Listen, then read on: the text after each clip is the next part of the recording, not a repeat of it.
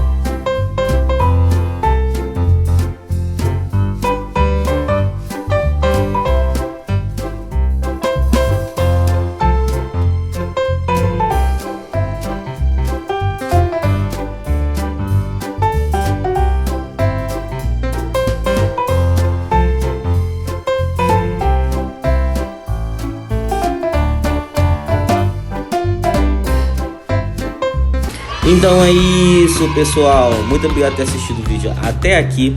Comenta aí embaixo o que você achou do vídeo. Assista os outros vídeos que estão aparecendo pra você aí no card. Valeu, tchau, fui.